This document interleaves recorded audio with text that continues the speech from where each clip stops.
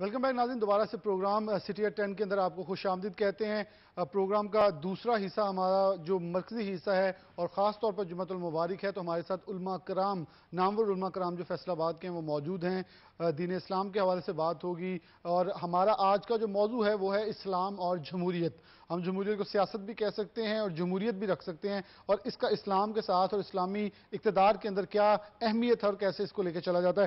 سب سے پہلے میں اپنے جو مہمان ہیں ان کا تعارف کروا دوں۔ مولانا ڈاکٹر عبدالحفیظ میرے سامنے بالکل برجمان ہے، جو کہ پروگرام کوارڈینیٹر ہیں ادارہ امن و تعلیم کے۔ ان کے ساتھ مفتی محمد یحییٰ تشریف رکھتے ہیں، جو خطیب جامع مسجد ستارہ سپنا سٹی ہیں۔ ان کے ساتھ میرے بائیں جانب ڈاکٹر افتخار حسین نقوی موجود ہیں، جو کہ ڈپٹی جنرل سیکرٹری مجلس وحدت المسلمین ہیں اور معروف سیاسی اور سماجی شخصیت بھی ہیں۔ سب سے پہلے میں آغاز ڈاکٹر صاحب سے کرنا چاہوں گا۔ ڈاکٹر صاحب، ایک لفظ بولا جاتا ہے اسلام اور جمہوریت، میں اسے اسلام اور سیاست بھی کہہ لیتا ہوں، کہ ہمارے دین اسلام کے اندر کس حد تک ضرورت ہے، کس حد تک امر کی اس چیز کی ضرورت ہے کہ ہم جب بھی دیکھا جائے تو ہمارے کچھ لوگ جو ہیں وہ دین کو دنیا سے علیحدہ کر دیتے ہیں، اور اس کی وجہ میں شاید میری یہ ناقص علمی میں سے کہہ لوں کہ میں اس سے سمجھتا ہوں ہمارے زوال پذیری کا ایک بڑا وجہ ہے۔ ہمیں سیاست کو دین کے ساتھ رکھ کے لے کے چلنا ہوگا تو ہم شاید ترقی کی طرف چڑھ سکتے ہیں۔ بسم اللہ الرحمن الرحیم، بہت شکریہ۔ سب سے پہلے گزارش یہ ہے کہ ہمیں جمہوریت کیا ہے۔ جمہوریت یہ ہے کہ جس میں جمہور جو ہے یعنی ایک اجتماع لوگوں کا، یعنی عوام کی حکومت، عوام کی مدد سے عوام پر، یہ جمہوریت ہے۔ لیکن اسلام کا جو تصور ہے وہ اس سے مختلف ہے۔ اسلام کہتا ہے کہ جو حاکمیت کا اصل حق ہے وہ خدا پاک کی ذات ہے، خداوند متعال ہی حاکم ہے اور ہم سب اس کے مطیع ہیں، اور یہ جو ذمہ داریاں ہیں یہ اس کی طرف سے ودیت کی جاتی ہیں اور ہم ان کو امانتاً آگے لے کر چلتے ہیں۔ اور جو حاکم ہوتا ہے وہ جواب دہ ہوتا ہے۔ بے شک جمہوریت کے اندر ویسے اگر تھوڑا سا ہم لے لیں تو میرے خیال میں یہ کہتا ہوں کہ دنیا نے جمہوریت مسلمانوں سے سیکھی ہے، جس میں بولنے کا حق ہو۔ اگر خلافت میں دیکھیں تو بولنے والا کو حق ہوتا تھا اور سننے والا اس کا انصاف کرتا تھا۔ بے شک اس میں ایک گزارش کروں، دیکھیں جمہوریت مطلب اس کا سٹارٹ اگر ہم تھوڑا سا دیکھیں تو یہ یونان کی ہسٹری میں ملتا ہے ہمیں۔ وہاں پہ ایک حاکم تھا کہ جس نے اس کو ابتداءً شروع کیا، اور اس میں وہ یہ کرتا تھا کہ جب کوئی مسئلہ ہوتا تھا تو لوگوں کو اکٹھا کرتا تھا، ان کے آگے وہ مسئلہ رکھتا تھا اور پھر لوگ اس کے اوپر بحث کرتے تھے، اپنے اپنی رائے دیتے تھے، اور پھر آخر میں وہ ہاتھ اٹھا کے اکثریت رائے سے جو فیصلہ ہوتا تھا۔ اچھا، اب جمہوریت اور اسلام میں بہت ساری چیزیں جو ہیں وہ ڈیفرنس ہیں۔ مثلا ایک تو حاکمیت کا جو تصور ہے وہ یقیناً نہیں ہے، اس میں اسلام میں تو اس چیز کی گنجائش نہیں ہے کہ جمہوریت میں آپ نے عوام نے بات کرنی ہے اور عوام ہی معتبر ہے اور عوام نے ہی عوام پر حکومت کرنی۔ تو اس بات کو ہم اس طرح دیکھ سکتے ہیں کہ جو آپ نے بات کی کہ جدا ہو دین سیاست سے تو رہ جاتی ہے چنگے سے۔ بیسیکلی بات یہ ہے کہ ہم ایک اسلامی جمہوریہ پاکستان کا نام لیتے ہیں، یعنی ہم نے جو ہمارا آئین ہے ہم نے اس کو جو تعلیمات اسلام ہے اس کے مطابق جو ہے ڈالا ہے اور کوشش کی ہے، لیکن ابھی بھی بہت سارے اس سے مسائل ہیں جن کو ہم اس اسلامی عنوان سے مکمل نہیں کر سکے۔ تو لہذا اگر اطاعت خداوندی میں رہ کر سیاست کی جائے، اور یقیناً اس سیاست میں آپ کی پاکیزگی ہوگی، طہارت ہوگی، انصاف ہوگا، جھوٹ نہیں ہوگا، فراڈ نہیں ہوگا، سب سے پہلے سب سے بڑی انسانی خدمت ہوگی، خدمت بے شک۔ تو ہم آگے بڑھتے تاکہ دوبارہ واپس آپ کے پاس آئیں گے۔ مفتی محمد یحییٰ صاحب موجود ہیں۔ کیسے دیکھتے ہیں کہ اسلام اور جمہوریت، جیسے نے کہا ہمارا تو ملک ہی اسلامی جمہوریہ پاکستان ہے، ہم نے جمہوریت کو اسلام کے ساتھ انٹیچ کیا ہے، لیکن ہم جمہوریت کا شاید میرے خیال میں اسے کہتا ہوں جو حق تھا، جو اس کی جگہ تھی اسلام کے اندر، وہ ہم کہیں بہت ہی پش ڈال چکے ہیں۔ بسم اللہ الرحمن الرحیم۔ جیسے ڈاکٹر صاحب نے ابھی بات کی ہے کہ ہمارے ہاں اصل میں بہت سے جو کانسیپٹس ہیں، بہت سے اصطلاحات ہیں، وہ جس معنی کے اندر ہمارے اندر، عوام کے اندر، ہمارے ذہنوں کے اندر مشہور ہو جاتے ہیں، تو اس کا اگر کوئی نیگیٹو پہلو ہمارے ذہن میں آ جاتا ہے تو اس لفظ کا ہمارے کان میں پڑتے ہی اس کا معنی جو ہے وہ نیگیٹو ہی ہمارے ذہن میں آتا ہے۔ اب جیسے آپ نے بات کی جمہوریت یا سیاست، یہ کوئی برے لفظ نہیں ہے، بہت اچھے لفظ، بہت خوبصورت الفاظ ہیں، اور ان کی حقیقت پر اگر عمل ہو اور ہم اس کی روح اپنے معاشرے کے اندر زندہ کر دیں تو بڑے اچھے، یہ عبادت کی سطح تک صرف یہ ایک اچھی زندگی کی حد تک نہیں بلکہ عبادت کی سطح تک. انسان کی تخلیق کا مقصد ہی عبادت ہے, بالکل صحیح. اپنے رب کی بندگی. تو رب کی بندگی کا ایک طریقہ یہ بھی ہے کہ وہ ان طریقوں سے بھی وہ اللہ تعالیٰ کو راضی کر سکتا ہے, عبادت کی سطح تک بھی ان نظریات کو پہنچا سکتا ہے. جیسے ہمارے ہاں معاشرے کے اندر انتہا پسندی, دہشت گردی اور اس طرح کی اور بہت سی اصطلاحات ہیں کہ جن کا بس ایک پس منظر جو ہے وہ ہمارے ذہن میں, ایک منظر ہمارے ذہن میں پیوست ہو چکا ہے, اور پوری دنیا میں جب کہیں دہشت گردی کا نام لیا جاتا ہے تو اس کے ساتھ مسلمان لازمی جو ہے وہ ذہن میں آ جاتے ہیں. تو اسی طرح جب ہم سیاست کا میں مفتی صاحب ایک چیز کا قطع تعلیق کلامی کی معافی چاہتا ہوں, جو امریکہ میں ہوا سیاہ فارم کے ساتھ, آپ ہمیشہ دہشت گرد کو مسلمان سے جوڑ دینا اور نچلے طبقے کو کالے سے جوڑ دینا, پھر انہوں نے اس کا جواب دیا, اب آپ گھٹنے ٹیک رہے ہیں, معافیاں مانگ رہے ہیں, پوری دنیا میں معافی نہیں مل رہی کیونکہ آپ نے پوری عمر جو کیا اب اس کا وہ جواب لینا چاہ رہے ہیں. ایسے ہی. اور وہیں کی میں تھوڑی سی بات کر کے پھر اپنے موضوع کی طرف آتا ہوں کہ وہاں آج بہت سے سیاہ فام لوگ جو ہیں, فیملیز, ان کے بچے چھوٹے بڑے, وہ علامتی طور پر اس اسلحہ اپنے ساتھ اٹھائے ہوئے ہیں اور ان کی تصاویر وائرل ہو رہی ہیں. لیکن اگر یہی تصاویر کسی مسلم کی ہوں اور کسی مسلم کنٹری میں جہاں مظلوم مسلمان اپنے حقوق کی جنگ لڑ رہے ہیں, وہاں کی کسی فیملی کی یہ تصاویر وائرل ہو جائیں, دنیا پھر بھی اسے دہشت گرد اور انتہا پسندی سمجھتی. تو اسی طرح سیاست جو ہے یہ ایک ایسا لفظ ہے کہ ہم اپنے معاشرے میں کسی بچے کے سامنے بھی نام لے لیں تو کہتے ہیں سیاست اچھے لوگوں کا کام ہی نہیں. لیکن کرنا سب چاہتے ہیں. کرنا سب چاہتے ہیں لیکن سیاست اچھے لوگوں کا کام نہیں. تو وہ سیاست کا جو دوسرا مفہوم ہے کہ جس کو ہم نے سیاست بنا لیا کہ ہماری صرف شہرت ہو, دھاک ہو, شان و شوکت ہو اور ہمیں کوئی پوچھنے والا نہ ہو, ہم ہر قانون سے آزاد ہوں, ہم اس معنی میں سیاست کو لیتے ہیں, وہ غلط چیز. اور اسی معنی میں ہمارے معاشرے کے اندر جو جمہوریت کے بارے میں اور سیاست کے بارے میں جو منفی تاثرات ہیں وہ اسی معنی کے اندر پائے جاتے ہیں. اگر ہم اسی نظریے پر لے جائیں جس طریقے سے رسول اللہ صلی اللہ علیہ وسلم نے ریاست قائم فرمائی ہے اور اس کے بعد خلافت راشدہ ہے, مسلمان جو نیک خلفاء ہیں, نیک امراء ہیں, ان کی دور حکومت ہے, ان کو اگر ہم دیکھیں تو اس کی وجہ سے سیاست کا ایک مثبت پہلو ہمارے سامنے آتا ہے. تو یہ پھر اس سے الگ نہیں رہتا, اسلام سے الگ نہیں رہتا. الگ نہیں رہتا. میں ڈاکٹر صاحب کی طرف بڑھوں گا. ڈاکٹر صاحب, مدینہ کی ریاست کے اندر ہم موجود ہیں اس وقت اور اسلامی جمہوریہ پاکستان بھی ہے. قائد اعظم نے بنایا تھا, عمران خان صاحب نے مدینہ کی ریاست کا تصور دیا اور ہم اس کے اندر جی بھی رہے ہیں, بس بھی رہے ہیں, مر بھی رہے ہیں. اور سب سے اہم سوال جو امریکہ کے حوالے سے میں شامل اس لیے کر لوں گا, انہوں نے ذکر کیا وہ گنز لے کے پھر رہے ہیں, لیکن ایک سب سے زیادہ خوبصورت چیز مجھے جو نظر آئی وہ نبی آخر زمان صلی اللہ علیہ وسلم کے حوالے سے حوالے دیے جا رہے ہیں کہ حضرت بلال کو نبی پاک صلی اللہ علیہ وسلم نے ساتھ بٹھا کر اپنے پاس پیار محبت دے کے یہ افضل مقام دے دیا کہ کعبے کی چھت پر اگر کوئی گیا ہے تو وہ بلال ہے اور وہ سیاہ فام ہے, وہ حبشی ہے. اور یہ پوری دنیا کو ایک میسیج ہے جو آج کل آپ کا جتنا گورا ہے, جتنا جسے کالا کہا جاتا ہے, سیاہ فام کہا جاتا ہے, وہ اسے شیئر کر رہے ہیں. کیسے دیکھتے ہیں کہ جمہوریت جنہوں نے بنائی انہوں نے جمہوریت کا مطلب خود ہی بدل لیا, اور جسے یہ کہا جاتا ہے دہشت گرد ہیں, وہ ایک پیار محبت امن, اور آج پوری دنیا کی زبانوں کے اوپر الفاظ بنے ہوئے ہیں, ایک پیغام بنے ہوئے ہیں, مثال بنے ہوئے ہیں. بسم اللہ الرحمن الرحیم. اللہم صلی علی محمد وعلی آل محمد وبارک وسلم. شکریہ بلال بھائی. سب سے پہلے تو میں چاہوں گا کہ جمہوریت جو لفظ ہے اس پر بات کر لوں. جمہوریت جو ہے اس کا سادہ سا مطلب یہ ہے کہ عوام کے جو اجتماعی معاملات ہیں ان کی ترجمانی کرنا, وہ ان کے مشورے اور ان کی رائے سے ملک میں چلائے جائیں. یہ ایک سادہ سا مطلب ہے جمہوریت کا.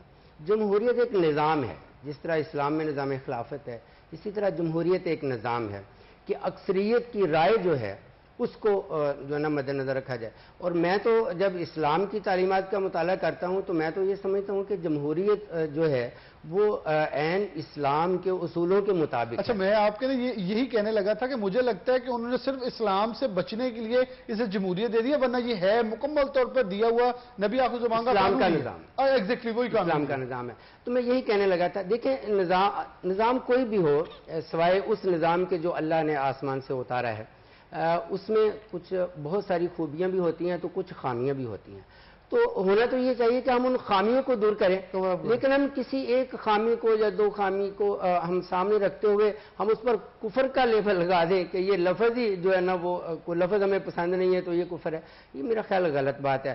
اگر ہم اسلام کی تعلیمات کا مطالعہ کریں تو میں سمجھتا ہوں قرآن مجید میں جو اللہ رب العزت نے فرمایا امرہم شورا بینہم، اس سے بڑھ کر کیا جمہوریت ہے کہ اللہ کے پیغمبر صلی اللہ علیہ وسلم جن پر وحی نازل ہوتی ہے اور جن کے بارے قرآن کہہ رہا ہے وما ینطق عن الہوی، وہ اللہ کی مرضی کے بغیر بولتے ہی نہیں ہیں، لیکن ان کو اللہ فرما رہے ہیں کہ آپ اپنے حساب سے مشورہ کریں.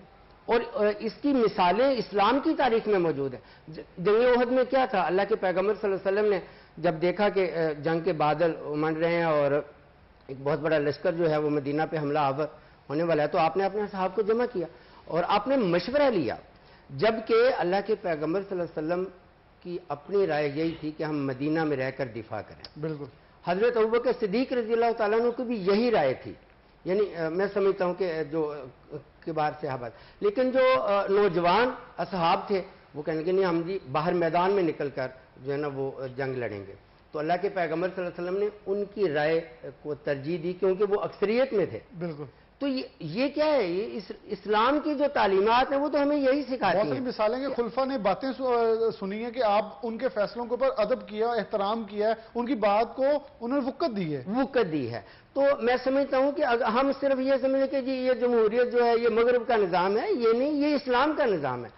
اگر یہ لفظ ہمیں مغرب نے دیا ہے تو اس میں کوئی حرج نہیں ہے. میرے خیال میں انہوں نے ہمیں انہی الفاظ میں الجھا کے آج پیچھے بھی کر دیا ہے اور پھر ہم کے اوپر دہشت گردی کے لیبل لگا دیے ہیں اور ہم اور پیچھے چلے گئے. ہم اگر سیاست سمجھ کے لے کے چلتے دنیا کو یہ پیغام دیتے، جیسے کہ آج اگر ہم دیکھیں ترکی، ملائیشیا، پاکستان، یہ 3 ممالک اپنی ایک منفرد سوچ رکھ کے سیاست کے لے کے آگے چل رہے ہیں انٹرنیشنل دنیا میں. پوری دنیا کے اندر ایک بوکھلاہٹ ہے کہ یہ کیسے دوبارہ سروائیو کرتے ہوئے ایک دم اوپر آ رہے ہیں. بالکل بالکل ایسے ہی. اب جیسے آپ نے بات کی امریکہ کی، تو اب وہاں حضرت بلال رضی اللہ تعالیٰ عنہ کی مثالیں دی جا رہی ہیں. ٹھیک ہے نا؟ اچھا یہ ہے کہ آدمی جب اپنے مفادات کو دیکھتا ہے تو پھر وہ حالات کو اس کے مطابق ڈھالنے کی کوشش کرتا ہے، پھر وہ کوئی نہ کوئی سہارا لیتا ہے. ٹھیک ہے. تو اس لیے میں یہ سمجھتا ہوں کہ جمہوریت ایک بہترین نظام ہے اگر اس کو اس کی روح کے مطابق امپلیمنٹ کیا جائے. بدقسمتی یہ ہے کہ ہمارے ملک میں نام تو ہے اسلامی جمہوریہ پاکستان، لیکن اگر ہم دیکھیں اپنے اعمال کو اور اپنے جو صاحب اقتدار لوگ ہیں ان کے اعمال کو اور کردار کو، تو ہمیں جمہوریت وہ نظر نہیں آتی جو ہمیں اسلام نے تعلیم. میرے خیال میں پھر اسلامی جمہوریہ پاکستان میں ہمیں اسلام بھی نظر نہیں آتا اگر جو ہم ان کے حالات، ان کے کام دیکھ لیں اور جو ہم مدینے کی ریاست کہتے ہیں جو لوگوں کے ساتھ ہو رہا ہے. خدا نہ خواستہ وہ لوگوں کے بہت زیادہ اس وقت حالات جو ہیں برے ہوتے نظر آ رہے ہیں. اور پھر کورونا کے اندر ہماری ناقص پالیسیاں، کچھ ایسی چیزیں شاید ہم یہ چاہتے ہیں کہ علماء سے مشورہ لے لیں گے تو شاید وہ ہمارے اوپر کوئی گناہ ہو جائے گا یا زیادتی ہو جائے گی. لیکن آپ کی مجھے ایک لفظ بڑا پسند آیا جو آپ نے کہا کہ کفر کا فتوے جو ہے نا وہ لگاتے نہ پھریں. یہ بڑا کہا جاتا ہے کہ علماء کرام کے پاس کفر کا فتویٰ ہوتا ہے، کسی پہ لگا دیتے ہیں. لیکن میں یہ ناظرین کہہ رہا ہوں آج علماء بیٹھے کہہ رہے ہیں کہ کفر کا فتویٰ جو ہے وہ نہ لگائیں ہر ایک کے اوپر، اور اس کا لیبل اٹھا کے نہ پھریں گے. جس کا دل کیا اس کے گلے میں یہ تختی پہنا دی، اس کو قتل بھی کر دیا، اسے مار بھی دیا اور یہ کہہ دیا کسی علماء نے کہا تھا. وہ نہیں کہتے، کنڈیم کرتے ہیں اس چیز کو. نمبر جو سکرین کو پہ چل رہا ہے آپ کال کر سکتے ہیں، کوئی بھی کویسچن ہو آپ کا. میں نے پہلے تھا کہ ایک جواب لینا پھر آپ کی طرف آنا تھا کہ کال کر کے آپ شامل ہو سکتے ہیں اس ٹرانسمیشن کے اندر. لیکن میں ابھی تک بات کا سلسلہ جاری رکھتا ہے جب تک آپ کی کال نہیں آتی. میں اس پہ ایک اور مزید کمنٹ کرنا چاہتا ہوں. میں سمجھتا ہوں کہ پاکستان میں جو عوام ہے بہت سیدھی سادی عوام ہے اور شعور اتنا نہیں ہے جتنا ہونا چاہیے، اپنے حقوق کا بھی علم نہیں ہے. تو میرے خیال میں لوگ جمہوریت کے اصل معانی سے یا اس کی روح سے ہی واقف نہیں ہے. جمہوریت کا لفظ کسی کے سامنے لے لو وہ فوری طور پہ یہ تو کفریہ نظام ہے. حالانکہ آج وہ لوگ بھی جو اس کو کل کفر کہہ رہے تھے، کفریہ نظام کہہ رہے تھے، آج وہ الیکشن لڑ رہے ہیں. تو مقصد یہ ہے، میں سمجھتا ہوں کہ اویئرنیس کی ضرورت ہے اور یہ حکومت کی ذمہ داری ہے، یہ مقتدر اداروں کی ذمہ داری ہے کہ وہ لوگوں کو شعور دیں، وہ لوگوں کو اویئرنیس دیں. اور میں سمجھتا ہوں اس سلسلے میں ادارہ امن و تعلیم، حالانکہ ایک پرائیویٹ ادارہ ہے، وہ بہت کام کر رہا ہے. پچھلے دنوں اور بھی بہت سارے ملک میں اس نے ورکشاپس کیے، سیمینار کیے، ٹریننگ ورکشاپ. اسلامی نظریاتی کونسل میں ایک بڑی خوبصورت ورکشاپ کا انہوں نے انعقاد کیا، 3 روزہ ورکشاپ تھی اسلام اور جمہوریت پہ. یقین جانے پورے پاکستان سے تمام مکاتب فکر کے علماء کرام کو وہاں مدعو کیا گیا تھا. تو 3 دن کی اس ورکشاپ میں میں بھی موجود تھا. بہت سارے اشکالات کا ازالہ ہوا. بہت بڑے بڑے مذہبی اسکالر جو تھے وہ وہاں لیکچر کے لیے تشریف لائے. تو میں سمجھتا ہوں کہ جس طرح یہ پرائیویٹ ادارے اس حوالے سے کام کر رہے ہیں, گورنمنٹ کو چاہیے کہ ہمارا ملک اسلامی جمہوریہ پاکستان ہے اور لوگوں کے دل میں جمہوریت کے بارے میں شکوک و شبہات ہیں. آپ سیاست کی بات کریں, ہمارے ساتھ سیاستدان بھی ایک مذہبی جماعت کے بیٹھے, ان سے بات کریں اس پر. ڈاکٹر صاحب, کیا ہماری مذہبی جماعتوں نے اقتدار کے اندر آتے ہوئے کوئی حق ادا کیا ہے جب بھی انہیں اقتدار ملا؟ میرے خیال میں یہ, میں ان سے پہلے تو معافی بھی اس چیز کی چاہوں گا, لیکن مجھے لگتا ہے کہ انہوں نے جب بھی ایوانوں کے اندر بیٹھے ہیں انہوں نے اسلامی روایات کو فروغ نہیں دیا, بلکہ انہوں نے کسی نیگیٹیوٹی اور کسی ایسی چیز کو پروموٹ کیا ہے یا اس کا مس یوز کیا ہے یا اسلام کو پس پش ڈال دیا, جس کی وجہ سے شاید لوگ اس چیز سے اب بھاگتے ہیں کہ اسلامی جماعت کو دینے کی بجائے کسی سیاسی جماعت کو دیں, ہمارے ترقیاتی کام ہو گئے اور ہمارا کچھ اور کام ہوگا. اتفاق کرتے ہیں اس چیز سے؟ جی, میں آپ کی بات سے کسی حد تک اتفاق کرتا ہوں. دیکھیے, بنیادی طور پر بات یہ ہوتی ہے کہ جو نظام جس کی ہم بات کر رہے ہیں, جمہوریت, بنیادی طور پر اس میں دو تین چیزیں ایسی ہیں جو آپ کی جو ایک فائن قسم کی صاف ستھری قیادت ہے اس کو آگے نہیں آنے. مثلا اس کے پاس, آپ کے پاس پیسہ ہونا چاہیے, آپ کے پاس تھوڑا سا سیاسی سٹیٹس ہونا چاہیے, اس کے بل بوتے پر آپ عوام کو, یعنی ایسے لوگ آپ کے ساتھ ہوتے ہیں جو عوام کو خوفزدہ کر لیتے ہیں یا عوام کو خرید لیتے ہیں. نتیجتاً آپ کا وجود قائم ہو جاتا ہے, آپ سیاستدان بن جاتے ہیں اور آپ اسمبلیوں میں آتے ہیں. جب یہ نظام چینج ہوگا اور میرٹ کی بنیاد پر وہ لوگ جو اہل ہیں, جو اس چیز کو سمجھتے ہیں اور خوف خدا رکھتے ہیں, مطلب ابھی جو آپ نے بات کی ہے یقیناً اس کو ڈینائی نہیں کیا جا سکتا, یہ ایک حقیقت ہے, لیکن اس کے پیچھے بھی معاملہ یہی ہے کہ نمبر ایک تو پاکستان کے اندر جمہوریت کو آپ دیکھیں تو اس کو ٹائم ہی نہیں ملا. یعنی جب بھی یہ معاملہ شروع ہوا ہے, سیاسی خدمت کو خوف کا نام دیا گیا, اور ایک انجینئرڈ آپ کی جو ہے وہ سیاست یہاں پہ چلتی ہے. یعنی ایک ٹیسٹ ٹیوب قسم کا نظام یہاں پہ ہے کہ جس کو آپ چاہتے ہیں اس کو لے آتے ہیں اور جس کو آپ نہیں چاہتے وہ نہیں آتا. تو ہماری جو ایک مذہبی جماعتوں کے بھی یہ ایک مشکل ہے. ابھی اس کے بعد جو ہمارا ایک ادارہ ہے اسلامی نظریاتی کونسل, بنیادی طور پر یہ ادارہ اسی لیے ڈیولپ کیا گیا تھا کہ جو اسلام سے متصادم قوانین ہیں یا جو اس میں سکم باقی ہیں ان کے اوپر وہ اپنی رائے دیں اور اس کی اصلاح کی جائے. اگر ہم دیکھیں تو قومی اسمبلی کے اندر ختم نبوت کا مسئلہ آتا ہے تو جیسے اسلامی جماعتیں اور خاص طور پہ دینی لوگ میدان کے اندر لوگوں کو نکل کے کامیابی حاصل کرتے ہیں, ویسے ہم ایک بہت بڑی کامیابی حاصل کر سکتے ہیں. ایک چھوٹی سی بریک لیں گے, دوبارہ حاضر ہوں گے, کیونکہ یہ میرا بڑا بنیادی سوال ہے کہ ہم جب کسی چیز کو ایشو کو حل کروانا چاہتے ہیں قومی اسمبلی کے اندر تو عام عوام دینی جماعتوں کے ساتھ مل کر وہ کامیاب کرواتی ہے جہاں ہماری سیٹ بھی کوئی نہیں ہوتی, لیکن پھر آخرکار خود آگے جانے کے اندر عوام کو قائل کرنے میں ناکامی کا سامنا کیوں کرنا پڑتا ہے؟ ایک چھوٹی سی بریک اور دوبارہ حاضر ہوتے ہیں.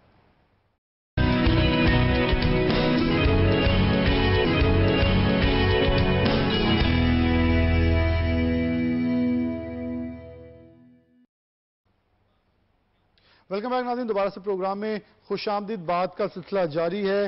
ہم جمہوریت اور اسلام کے حوالے سے بات کر رہے ہیں.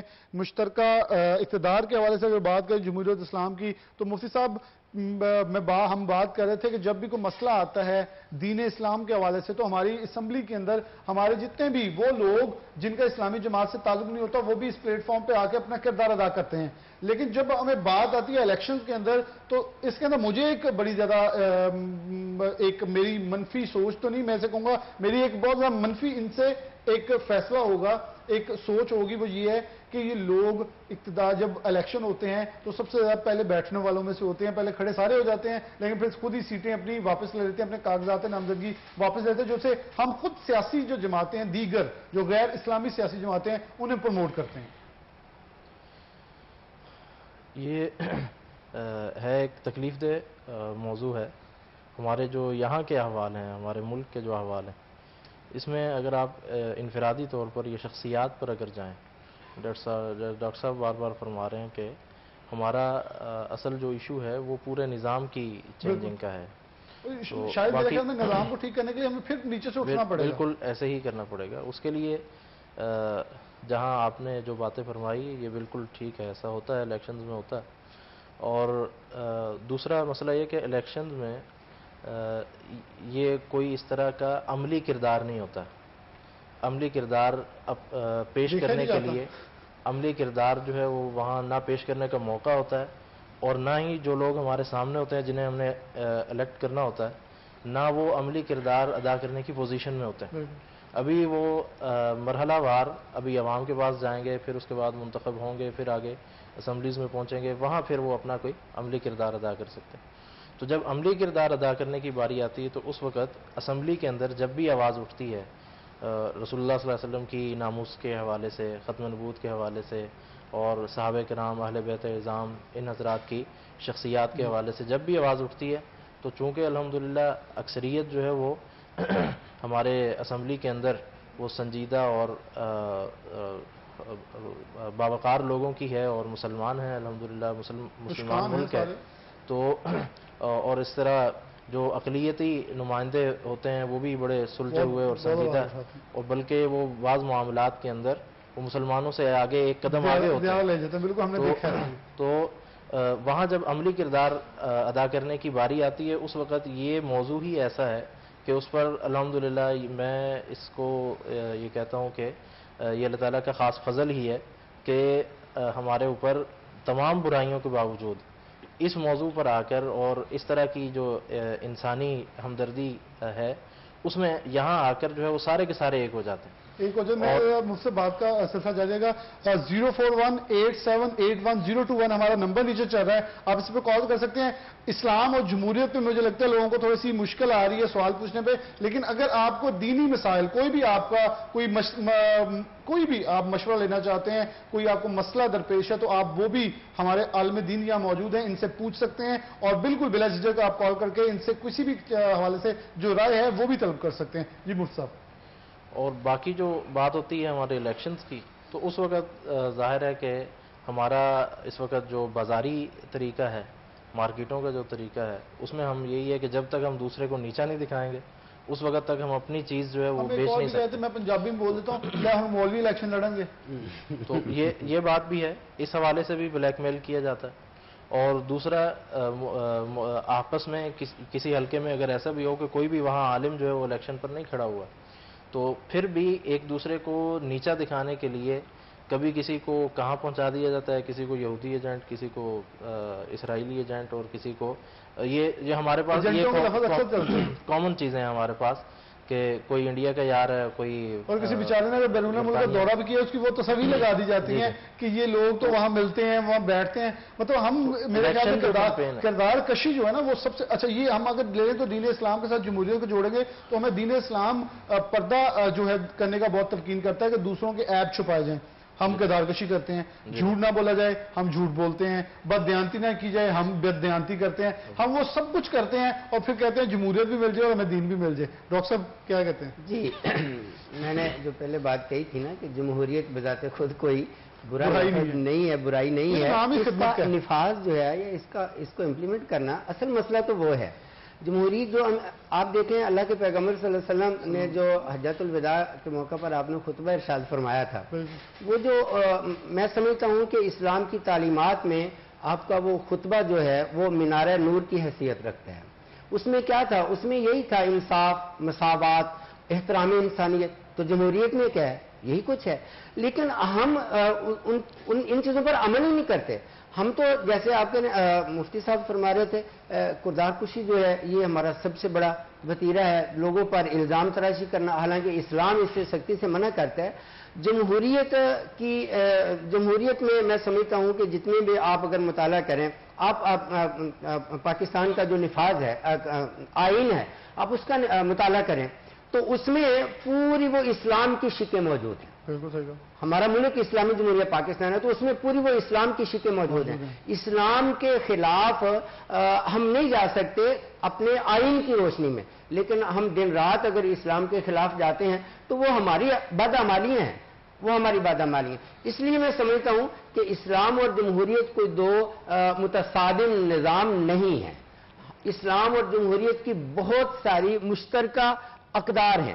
اگر ہم سوچ کی تبدیلی ہے, سوچ کی تبدیلی ہے, تو ہم چاہیے کہ ہم مثبت سوچ کو اپنائیں اور یہ دیکھیں کہ جمہوریت ایک نظام ہے، لیکن اس میں جمہوریت جو ہے ہمیں وہ کیا سکھاتا ہے، کیا درس دیتا ہے؟ وہی جو اسلام ہمیں درس دیتا ہے، جو اسلام کی تعلیمات ہیں، جو خلفائے راشدین کی تعلیمات تھیں، وہی ساری تعلیمات جو ہیں وہ اس وقت جمہوریت میں ہیں۔ وہ الگ بات ہے کہ ہم جمہوریت کو اس کی روح کے مطابق نہ نافذ کر سکیں نہ اس پر ہم عمل کر سکیں۔ اچھا، میں ڈاکٹر صاحب کی طرف بڑھوں گا، ہم ان چیزوں کو بہت ہی مختلف لے کے چلتے ہیں۔ پاکستانی ایک سوال مجھے دیا گیا تھا، پاکستانی جمہوریت کیسے ٹریک پر آئے گی؟ یہ بڑا بنیادی سوال ہے، کیونکہ ہم نے مسائل ڈسکس کر لیے۔ اب دوسرا حصہ تو میں چاہوں گا، یہ سوال ایک بہت بنیاد ہے ہمارا، کہ اب ہم اسے ٹریک پہ لانا چاہیں دوبارہ جمہوریت کو اور پاکستان کو، خاص طور پر اسے اسلام سے وابستہ کرنا چاہیے، تو کون سے آپ کے خیال میں ایسی چیزیں ہوں گی، کیسے سے لے کے چلیں تو بہتری آ سکتی ہے؟ دیکھیں، اس سلسلے میں عرض کروں کہ آئین کے اندر آرٹیکل 62 موجود ہے۔ اب جب اس کی بات ہم کرتے ہیں تو سیاستدان یہ کہتے ہیں جی کہ اب یہ تو فرشتے ہی الیکشن لڑیں گے، تو خدا نہ خواستہ 22 کروڑ عوام میں ایسے لوگ نہیں ہیں جن کا کردار اچھا ہو، یقیناً ہے بہت سارے، اور لیکن مسئلہ وہی ہے کہ ان کو آگے آنے کا موقع نہیں دیا جا رہا۔ اب جو آپ کا سوال ہے کہ ہم کس طرح جمہوریت کو دوبارہ ٹریک پہ لا سکتے ہیں، یہ کہ ایک پروسیس ہے۔ اب جمہوریت کے کوئی بھی مخالف نہیں، مطلب ہر بندہ اس کے حق میں ہے، اور اگر اس کے اندر ساتھ اسلام شامل کر دیا جائے تو اس سے خوبصورت نظام کوئی نہیں۔ اب پوری دنیا میں بہت سارے ممالک میں جو ہے یہی نظام، باوجود کہ اس میں بہت سارے مسائل ہیں، لیکن یہ نظام چل رہا ہے۔ لیکن اب جس بھی ملک کو اسٹڈی کریں گے، اس ملک کا نظام تھوڑا سا اپنی انوائرمنٹ کے حساب سے ڈیفرنٹ ہوگا۔ پاکستان میں اسلامی جمہوریت ہے، اگر اس کو آپ اسٹڈی کریں گے، ایران کو اسٹڈی کریں گے، آپ انڈونیشیا کو اسٹڈی کریں گے، دوسرے ممالک کو، تو اس میں تھوڑا تھوڑا فرق ضروری آئے گا۔ اب جمہوریت ایک تسلسل ہے الیکشن کا، کہ آپ نے ووٹنگ کرنی ہے، عوام نے ووٹ دینا اور اپنا نمائندہ منتخب کرنا۔ تو آپ کو پتا ہے پاکستان کی 72 سالہ تاریخ میں یہ بار بار اس سسٹم کو بریک کیا گیا، اس کو توڑا گیا، جس کی وجہ سے وہ تسلسل نہیں جاری۔ اب اگر ہم کم از کم یعنی 10-11 سال سے ہم اس جمہوری سفر میں ہیں، اور لوگوں کا یہ کہنا ہے کہ یہ چونکہ جو پہلے سے نظام کے اندر خرابیاں تھیں اب وہ ظاہر ہو رہی ہیں، اور یہ ایک پیوریفیکیشن کی طرف نظام جو ہے وہ جا رہا ہے۔ تو آئندہ اگر جو ماہرین ہیں جو اس بات کو سمجھتے ہیں، ان کا خیال یہ ہے کہ اگر ہم 3 سے 4 الیکشن مزید ہم نے کر لیے تو پھر ہم انشاءاللہ پاکستان کے اندر جو ہے وہ جمہوری ایک خوبصورت جمہوری نظام جو ہے وہ نافذ ہو جائے گا۔ اور اس کے اوپر یعنی دیکھیں، اب مثلا پاکستان کے اندر جو ہمارا جمہوری نظام ہے، اس میں پہلی بات یہ ہے کہ آپ کے جو وزیر اعظم صاحب ہیں، ان کو چاہیے کہ پارلیمانی لوگ جو منتخب ہو کے آئے ہیں ان کے آگے ڈیوٹیز لگائیں۔ اچھا، تو کالر ہمارے ساتھ موجود ہیں ٹوبا ٹیکسنگ سے، ایک ان کی کال لے لیں۔ جی السلام علیکم، کون سا وہ کہاں سے؟ کال ڈراپ ہوگی جی ڈاکٹر صاحب۔ جی میں یہ عرض کر رہا تھا کہ سب سے پہلے تو دیکھیں آپ نے کتنے غیر پارلیمانی لوگ ہیں جو اس وقت حکومت چلا رہے ہیں۔ میرے خیال میں کابینہ میں بھرمار ہے مشیروں کی، ٹھیک ہے نا، وزیروں کی نہیں، مشیر۔ اور مجھے یہ بات آپ کی اس لیے اچھی لگی ہے، میں اسے متفق کرتا ہوں کہ یہ میرا نظریہ ہے کہ عمران خان صاحب نے یہ کہا تھا مدینہ کی ریاست کے اندر وزیر زیادہ ہوں گے اور کابینہ چھوٹی ہوگی، میں وزیر ہوں گے جو بھی ہیں، اور آپ کی باقی کابینہ کے تو ممبر ہی نہیں ہوں گے، لیکن وزیر کم ہے، منتخب نمائندے کم ہے، مشیر زیادہ ہے۔ تو یہ ایک چیز یہ ہوگی۔ اچھا، دوسری چیز یہ ہے کہ ہم کہتے ہیں کہ ہمارا عدالتی نظام اس میں مداخلت کرے۔ کالر ہے ذرا ایک منٹ۔ السلام علیکم جی، کون صاحب کہاں سے؟ وعلیکم السلام سر، پوچھنا وحید انور کوکب بات کریں تو؟ جی جی جی جی وحید صاحب پوچھئے، کیا پوچھنا چاہتے ہیں؟ سر یہ پوچھنا چاہتے ہیں کیا پاکستان میں جو جمہوری، ٹی وی کا والیوم کم کریں، سوال پوچھیں، آپ کا سوال سن رہے ہیں ہم۔ جمہوری جو نظام ہے اس میں سر یہ تھا کہ پاکستان میں جو جمہوری نظام ہے، کیا یہ اسلام کا جو جمہوریت کے حوالے سے احکامات ہے، کیا اس سے مطابقت رکھتا ہے سر؟ بہت شکریہ، آپ کا سوال وہی صاحب آ گیا۔ انہوں نے بھی کوشچن یہ کیا، کیا اسلامی جمہوریت پاکستان میں جو جمہوری نظام چل رہا ہے، کیا یہ اسلام سے اور مذہب دین اسلام سے جو ہے مطابق جو ہے وہ مماثلت رکھتا ہے؟ دیکھیں اس میں جو ہمارے مجھے کہا جا رہا ہے بریک آ گئی، اب جو آپ بریک کے بعد لیتے ہیں، چھوٹی سی بریک لیتے ہیں، ہمارے ساتھ طریقے دوبارہ حاصل ہوتے ہیں۔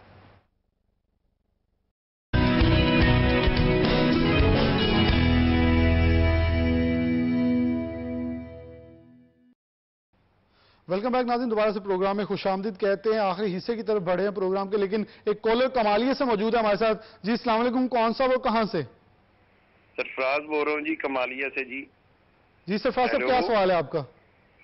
मेरा सवाल ये है कि ये जो पाकिस्तान में तो कभी जमहूरियत रही नहीं है, यहाँ पे हमेशा वडेराइज्म और जगीरदारा निज़ाम है, तो गरीब के लिए जमहूरियत जो है ना वो तो बिल्कुल नहीं है। यहाँ पे तो कोई हमें जब भी कोई रिलीफ मिला गरीब को तो फौजी हुकूमत से मिला। ये जो सियासी खानदान है, ये लोग जो है हमेशा इन्होंने अपने ही अजीज़ व अकारब को नवाजा है।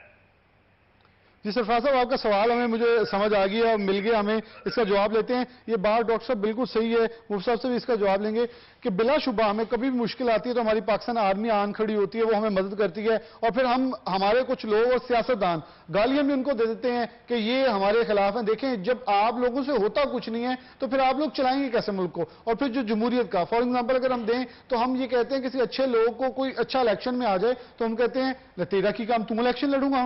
मतलब हमारी ऐसी सोच है कि हम कहते हैं खिदमत गुनाह है और शायद जो लोगों के ऊपर बदमाशी करेगा, डंडा चलाएगा, उसका हक है सियासत। और फिर वो जो टोबा से कॉलर है उनका भी सवाल मैं शामिल करूंगा, डॉक्टर साहब जवाब दिया आपसे कि हम क्या इस्लामी किरदार को लेकर चल रहे हैं पाकिस्तान के अंदर? दोनों सवाल मेरा ख्याल है थोड़ा सा मिलते हैं।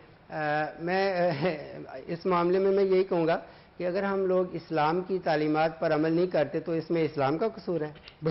ये देखिए ना, बता दिए ना, देखिए हम हर आदमी अपने आप को देख लिए कि मैं इस्लाम की तालीमात पर कितना अमल करता हूँ, तो इसमें क्या इस्लाम का कसूर है? मेरा कसूर है ना। जमहूरियत एक निज़ाम है, अगर हम जमहूरियत को उसकी रूह के मुताबिक नहीं अपनाते तो इसमें जमहूरियत का कसूर फिर तो मेरे ख्याल में डॉक्टर साहब हमें वो नाम ही नहीं, हमें कहना नहीं चाहिए पाकिस्तान में जमहूरियत है। जमहूरियत का मकसद है खिदमत, हम वो नहीं कर रहे। यही बात करने लगा था। हमारे मुल्क में ये जितना अरसा जब से हमारा मुल्क मर्द वजूद में, अल्लाह इसको ता क़यामत आबाद और शाद रखे, निसब से ज़्यादा तो मेरा ख्याल है वैसे आमरीत में गुजर गया। जमहूरियत का मुतबादल आमरीत है और आमरीत की इस्लाम में कोई गुंजाइश नहीं है। बाकी रह गई जमहूरियत। लेकिन मैं एक चीज कहूंगा, पाकिस्तान में कुछ जो फौजी सरबराह आए उन्होंने, अगर देखे जाए मुशर्रफ का दौर, तो 2 बार बल्दियाती इलेक्शन उसमें हुए, जो कि बड़ी अच्छी चीज थी, जो कि ताकत की मुंतकली निचले दर्जे तक हुई। और ये एक ऐसी चीज थी जो कि मैं ये समझता हूं कि जो जमहूरियत में होनी चाहिए थी वो कर गए हैं। और हमारे जमहूरियत वाले जो हैं, ये आमराना निजाम जिसे हम कहते हैं, आमराना सोच कहते हैं, उससे बदतर ये हमें साबित होते हैं। यही बात कहने लगा था कि ये जो मुशर्रफ साहब ने किया वो बड़ा खूबसूरत किया, लेकिन यही काम अगर सियासतदान करते तो इससे भी ज्यादा खूबसूरत होता। तो मैं बात ये करने लगा था कि ये जमहूरियत का जो अपना है आमरीत, इसका अतदाद, तो हमारे मुल्क में ज्यादा अरसा तो जमहूरियत रही नहीं है। अब भी मैं समझता हूँ हमारे मुल्क में जमहूरियत है कहाँ? जितनी भी सियासी पार्टियां हैं, क्या उनके कभी इलेक्शन हुए हैं? सियासी पार्टियां जो हैं उनके जो अकाबिर हैं या उनके सरबराहान हैं, मैं समझता हूं कि हमारी सियासी पार्टियां या हमारे सियासतदान, उनमें तो खुद कूट कर आमरीत भरी हुई है, जमहूरियत तो है नहीं। मैं कहता हूं आमराना निजाम से भी कुछ ऊपर वाला इनके कुछ ऊपर वाला हिस्सा है। आज अगर इमरान खान साहब को निकाल दिया जाए तो पीटीआई कहाँ है? बाकी तहरीक इंसाफ कहाँ है? अगर मियां बरादरान को निकाल दिया जाए तो मुस्लिम लीग नून कहाँ रह जाती है? अगर भुट्टो खानदान को निकाल दिया जाए तो पीपल्स पार्टी कहाँ है? तो ये असल में वो खामियां हैं जिनको हमने दूर करना है। जैसे आपका क्वेश्चन था डॉक्टर साहब से कि हम जमहूरियत को कैसे ट्रैक पे ला सकते हैं, ये बहुत सारे चैलेंजेस हैं, इसके लिए बहुत मेहनत की जरूरत है। उसके लिए सबसे पहले तो यही है कि हम जो हमारे सियासी पार्टियां हैं उनमें जमहूरियत का निफाज किया जाए, उनको पाबंद किया जाए, अदालत की तरफ से बाकायदा हुक्म दिया जाए कि आपने हर 4 साल बाद या 5 साल बाद एक अरसा मुकर्रर कर दे कि आपने फ्री एंड फेयर इलेक्शन अपनी पार्टी में करवाने, इंट्रा पार्टी इलेक्शन। जब वहां जमहूरियत आएगी तो ऑटोमेटिकली पाकिस्तान में जमहूरियत पाकिस्तान में आ जाएगी। हम अब थोड़ा प्रोग्राम क्यों आखिरी हिस्सा चल रहा है, कोविड-19 के हवाले से हमारे उलमा कराम ने बड़ी खिदमत दी हैं मसाजिद के अंदर, और ख़ास तौर पर मिंबर पर बैठकर, जो एक मिंबर की अगर हिस्ट्री देखें तो ये मिंबर रसूल से शुरू होता है, ये एक दर्सगाह है, उस दर्सगाह ने बहुत किरदार अदा किया। इसी पे बात करते हैं, कोविड-19 कोरोना के अंदर उलमा किरदार मजीद अपना किरदार अदा क्या कर सकते हैं? एक कॉलर है, पहले उनकी कॉल ले लेते हैं फिर आगे चलते हैं। जी कौन सा, वो कहाँ से?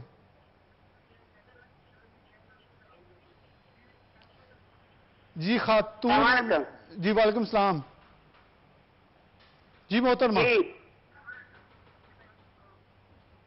بیٹا میں فیصلہ باد تو بول رہی جی جی بولیں بولیں آپ کا سوال ہم سن رہے ہیں فیصلہ باد تو بول رہی ہوں میرا نام شکر ہے بیٹا 64 سال کے اوپر آپ بیٹا کوئی نہیں کہ بندہ بیمار ہے 2 مہینے میں انہوں نے میسج کر کے آ جا کے کیا تھی نہ لو بچوں نے میں عربی پڑھانی فیس بھی للا مینو کسی اللہ واسطے عمرہ کرایا ہے یا اللہ کے نام سے کوئی میری مدد کرتا ہے تو میں جگیردار تو نہیں بن کے بھی انہیں کہہ دیتا تھی نہ لو یا کوئی نوکری دسن یا پیسے جمع دسن یا کوئی زمین میری دسن تو پھر کیوں نہل گورنمنٹ دین پی امداد دینی تو جڑے غریب نے انہوں نے دینی میرا کو بنے والا بندہ کو بیٹا کوئی نہیں جی میری بیٹی ہے جی میں پڑھانا نہیں ہے گھر کا خرچہ بھی چلانا میری پورے مدد نہیں کی گئی سورہ صاحب آپ کا سوال ہمارے پاس آ گیا ہے یہ پھر ہم اسی اندر جائیں گے کہ ہم لوگ غریب کو تو مارنا چاہتے ہیں ہم امیر کو کہتے ہیں کہ اسے سب کچھ نواز دیا جائے اور بہت سارے بے انکم سپورٹ کے جو پروگرام کے اندر انہوں نے ابھی دیے ہیں یہاں میں پھر اس کا ذکر کروں تو پھر تکلیف بھی کچھ لوگوں کو ہوتی ہے کہ احساس پروگرام والوں سے احساس پروگرام کے پیسے چھینے جاتے ہیں لوگوں کو ان کے پیسے نہیں ملتے اور MNA MPs تقسیم کر رہے ہیں پتہ نہیں ہم کون سے نظام کے اندر کون سے مدینہ کی ریاست چلا رہے ہیں کووڈ-19 کے اندر علماء کا کردار اور علماء کیسے سے لے کے مزید آگے چل سکتے ہیں کردار بڑا اچھا رہا ہے بہت ہی بہترین رہا ہے عمران خان صاحب نے خود تسلیم کیا کہ ہماری مساجد سے کورونا نہیں پھیلا بالکل یہ کریڈٹ جاتا ہے پاکستان میں تمام مسالک کے علماء کرام کو کہ جب یہ وبا آئی ہے پاکستان کے اندر تو انہوں نے بہت مستعدی سے اپنے جو فالوورز تھے ان کو اس بات پہ قائل کیا کہ جناب ابھی یہ جو ضروری اقدامات ہیں SOPs ہیں ان کے اوپر عمل ہونا چاہیے اور اس کے علاوہ دیکھیں ہماری سوسائٹی کے اندر علماء کرام کا ایک انفلوئنس ہے بہت سارا ہر ایریے میں لوگ ان کی بات کو فالو کرتے ہیں اور سمجھتے ہیں بیسیکلی جب یہ کووڈ-19 آیا ہے تو اس وقت ہم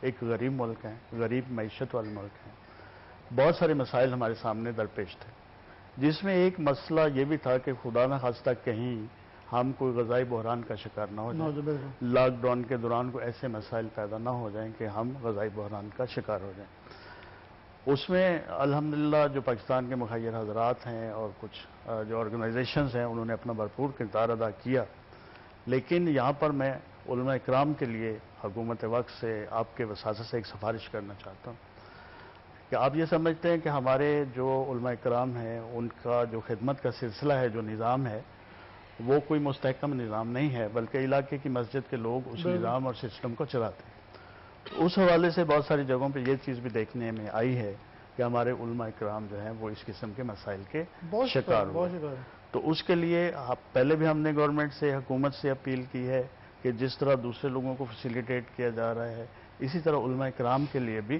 کوئی ایک اچھا پیکج جو ہے وہ اناؤنس کیا جائے اور ان کے لیے بھی جو یہ مشکل حالات ہیں اس میں آسانیاں پیدا کی جائیں اس میں آسانیاں پیدا کی جائیں مفتی صاحب کی طرف بڑھتا ہوں آپ جا کے ڈیفینیٹلی جمعے خطبے کے اندر بھی بتا رہے ہیں چیزوں کو لوگوں کو آگاہ کر رہے ہیں کیسے سمجھتے اس وقت کتنی ضرورت ہے اس امر کی کہ ہمارے جو علماء کرام ہیں بہت اچھی مجھے بات لگی کہ علماء کرام کو سپورٹ کرنے کی ضرورت ہے اخوت فاؤنڈیشن کا مجھے ایک کام بڑا پسند ہے کہ مساجد میں جا کے لوگوں کو بلا سود قرضے دیتے ہیں تاکہ لینے والا بھی خدا کا خوف رکھ کے اسے واپس کرے تو یہ اگر احساس پروگرام بھی احساس جہاں سے نکلتا ہے جو دین سے نکلتا ہے جس مسجد سے نکلتا ہے جس اللہ کے گھر سے نکلتا ہے اگر وہاں بیٹھ کے تقسیم ہو جاتا تو میرے خیال میں بہت ساری جو خامیاں کوتاہیاں تھیں وہ اس کے اندر سے کور اپ کر سکتے تھے ہم جی بالکل میں آپ کی بات سے اتفاق کرتا ہوں یہ مسجد جو ہے وہ شروع سے ہی تاریخ اسلام میں شروع سے ہی یہ مسلمانوں کی جو دنیاوی ضروریات ہیں ان کا بھی ایک مرکز رہا ہے بالکل ہے اور اس وقت بھی جو علماء کرام ہیں ان سے بھی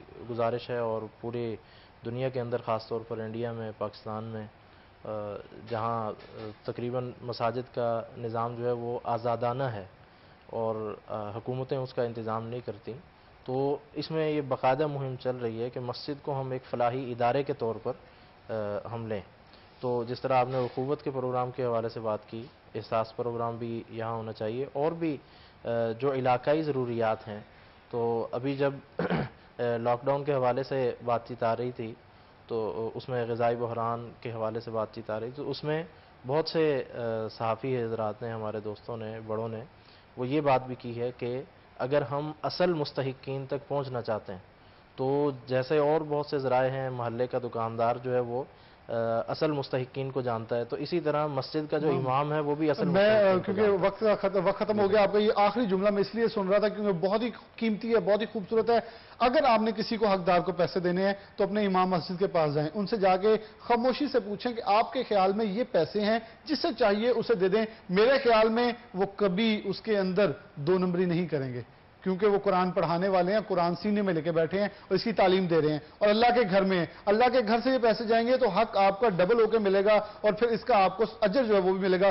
پروگرام سٹی ایٹ 10 کے ساتھ اسی کے ساتھ اجازت دیجیے. سب سے پہلے مہمانوں کا شکریہ بھی ادا کروں گا اور خاص طور پہ ناظرین کا جو ہمیں دیکھ رہے تھے، انہوں نے سوال کیے بہت ہی قیمتی. سب کا شکریہ. اللہ حافظ.